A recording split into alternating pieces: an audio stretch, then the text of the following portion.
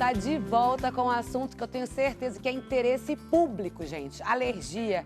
Eu sou uma pessoa extremamente alérgica, estava até confidenciando aqui com os especialistas, viu? Agora eu quero apresentar primeiro, aqui do meu lado, a doutora Fátima Marciano, que é pediatra, especialista em pneumologia infantil. Primeiro, eu quero agradecer demais a sua presença. Obrigada, eu que agradeço o convite. Porque só vem enriquecer o programa e, fora isso, é feriado. Mas aí a doutora Fátima falou assim pra mim, Cissa, se não fosse feriado, eu não poderia estar aqui porque ela tem uma agenda lotada de compromissos. Que sorte a nossa. Obrigada pelo convite. Fique à vontade, a casa é nossa, tá? Obrigada. E aqui também do meu lado, outra sorte em tê-lo conosco é o nutricionista, que é o Dr. Serafim Rocha Neto. Serafim, super obrigada. Eu que agradeço, Cissa, pelo convite, por estar aqui nesse programa maravilhoso, na sua Também tem estreia. uma agenda lotada, né? que eu Pois sei. É, e aqui Qual é a tua estamos com muito prazer. especialidade? Nutricionista? Eu sou nutricionista, pós-graduado em nutrição esportiva, né? Especialista, né, nesta área. E atuo também na área clínica, Cissa, já há 14 anos, né? Clinicando em meu consultório. Também faço atendimento pela rede pública do município de Itu, né? Há 12 anos. Então, nós temos aí um pouco de experiência nesses casos referentes à alergia, né? Ó a modéstia, então... ó a modéstia. Um pouco de experiência.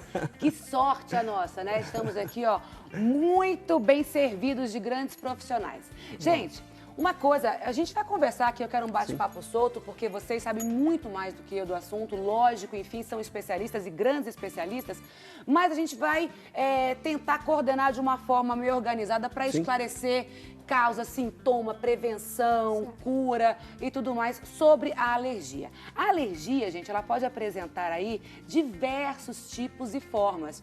Pode ter alergia alimentar, alergia de pele, que aí você pode ser representada através de eczema, tem mais, né? Respiratório. Transpiratório. E não para por aí, não. Aí você tem alergia nasal, você tem alergia das vias respiratórias, a ocular. E aí você fala, né? Muita gente pergunta, poxa, mas o que me causa alergia? O que me traz essa sensação?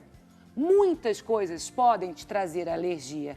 As principais, acho que a mais comum que a gente sempre fala, são os ácaros, né? Baratas, mofo, pelo de animais, né? Fungos, pólen. Pólen que a gente está falando é o pólen da flor, tá, gente? Agora a doutora até colocou isso muito bem. Nós estamos chegando, já estamos em setembro, que é a época da primavera, onde as flores vêm lindamente, né? E aí muita gente começa com um processo alérgico. O quadro de alergia respiratória. Rinite agora é época, né? É época, né? E aí os sintomas de tudo isso, você conhece bem, né? Aquela sensação de aperto no peito, o cansaço, a falta de ar, a tosse que pode vir acompanhada ou não de uma secreção, espirros repentinos, coriza, otites, faringites, sinusites, todos os ites, que toda mãe fica desesperada. Ai, meu filho tá com ite. Então nós vamos falar agora muita coisa bacana e vamos tirar todas as dúvidas sobre alergia. Primeira coisa que eu quero saber da doutora Fátima é o seguinte, doutora, uma criança, a sua especialidade ainda que é pediatria, uma criança que nasce alérgica, ela vai ser um adulto alérgico? Olha, é o seguinte, o quadro de alergia respiratória, que a gente fala atopia respiratória, ele é um quadro de certa forma genético, tem uma herança genética na grande maioria das vezes. Em torno de 13% começa com a criança, então a partir dela eu tenho antecedente alérgico. Mas, de maneira geral, tem antecedente alérgico familiar, ou pai ou mãe. Então, uma criança, ela pode desenvolver o quadro, a manifestação clínica da alergia em algum momento da vida. Pode começar 1 ano, 2 anos, às vezes um pouco antes, pode começar mais para frente. Por exemplo, o quadro clássico de asma começa em 7, 8 anos. Mas uma criança pode começar a manifestar antes. O quadro de alergia alimentar pode começar no primeiro momento em que se introduzir alimento para a criança. A senhora está colocando uma coisa bem bacana. Por exemplo, o pai ou uma mãe, como ele pode observar que sinais essa criança começa a dar que ele é um indivíduo alérgico? Tem esses sinais? Olha, então, eu vou falar uma coisinha assim de teoria. Uma criança que tem manifestação alérgica, que ela tem dentro dela, ou geneticamente, a manifestação alérgica. ela se manifesta em 4 órgãos. A alergia, a atopia, se manifesta em 4 órgãos. No olho e nariz. É a conjuntivite alérgica e a rinite alérgica. Qual o sintoma da rinite alérgica? Até eu brinco com meus alunos, é espirra, coça, entope, escorre. Né? Repete. Espirra, coça, entope, escorre. É isso mesmo. E o olho? Lacrimeja, fica vermelho, junto. Olho e nariz é um pilar. O outro é o brônquio, que o povo chama de bronquite, que a gente fala bronquite, é a asma, né? Que é do quadro respiratório. O outro é a pele e o outro é o gastrointestinal. Então, são 4 grandes órgãos, olho e nariz está junto. Tá. Brônquio, pele e gastrointestinal. Então, uma mãe pode perceber que a criança começa a ter manifestações, por exemplo, de espirro, de coriza, nos primeiros meses de vida. De repente, com uma blusinha que pôs de lã, que tem mais ácaro, né? O próprio tecido, com um produto de limpeza, com alguém que fuma, com gato. Felinos e roedores é proibido para quem tem alergia respiratória.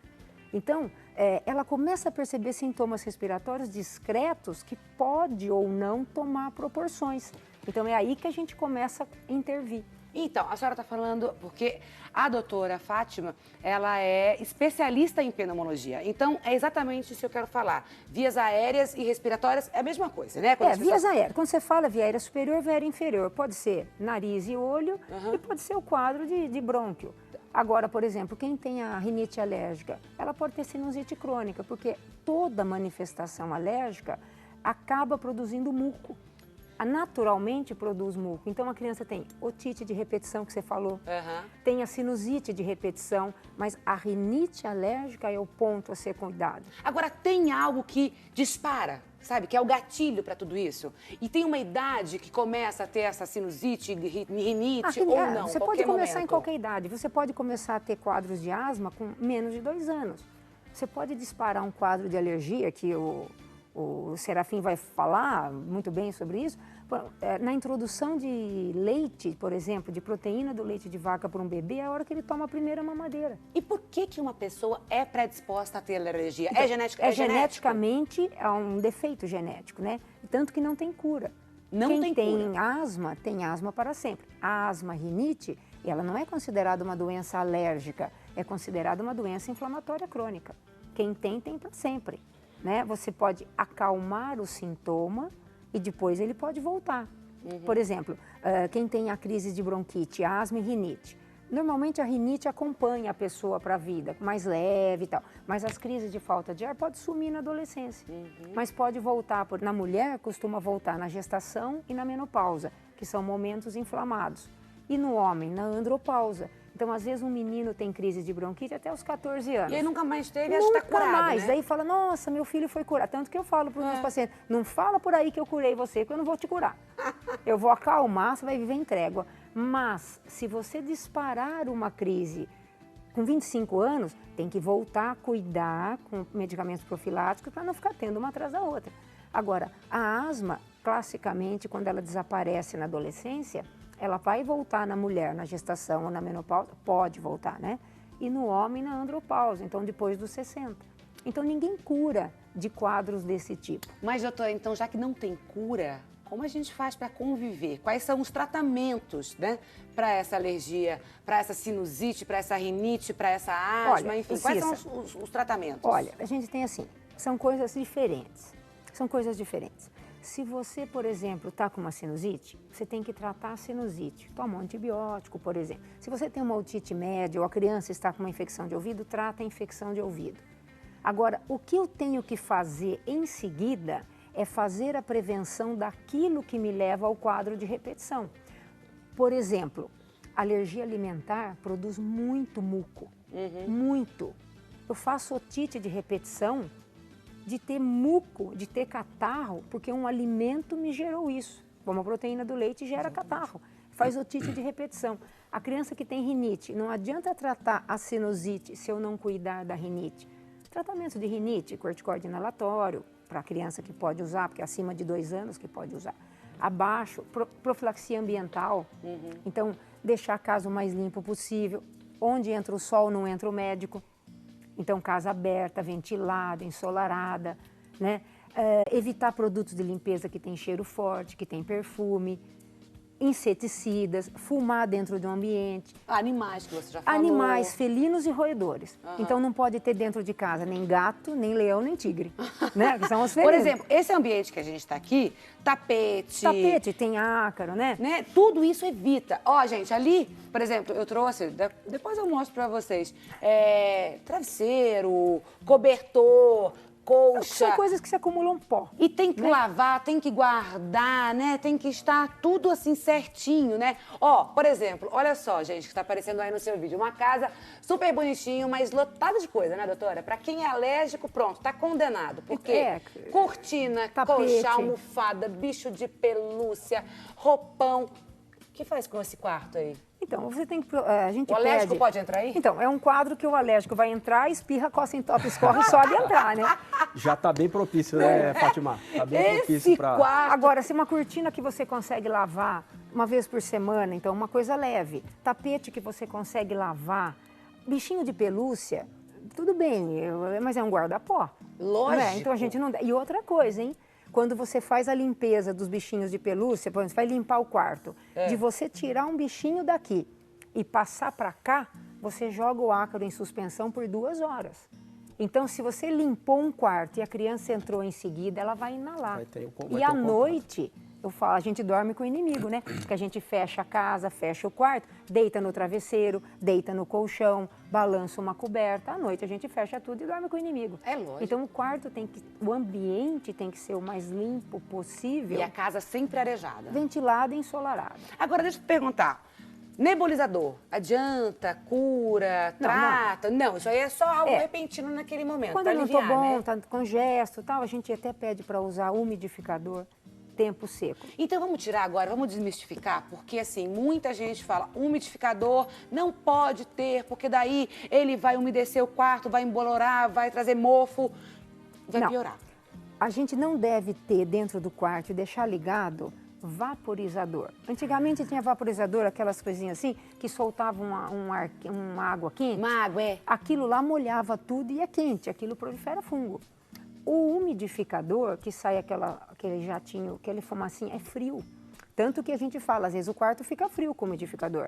Mas deixa 1 hora antes, 1 hora depois. Se a criança começa a tossir à noite, liga o umidificador, passa a tosse. Os pais dizem isso pra gente. O umidificador convém usar. Assim como em países que tem muita umidade, eles têm lá o desumidificador. Isso é importantíssimo. É para tirar a umidade. Tira a umidade, ok. Não pode colocar, trazer mais umidade. A gente não usa mesmo. Ó, tem muita coisa boa pra gente falar. No papo não para por aqui. No próximo bloco, doutor Serafim, a gente vai ali, ó, conhecer alguns alimentos que são naturalmente alergênicos, tá bom? Você tá gostando da conversa? Participa! Vem, fala com a gente, entra pela rede social, manda sua perguntinha, que eu quero saber o que você tá pensando, tá bom? Daqui a pouquinho a gente volta. Tem muito mais aqui no Mais Saudável.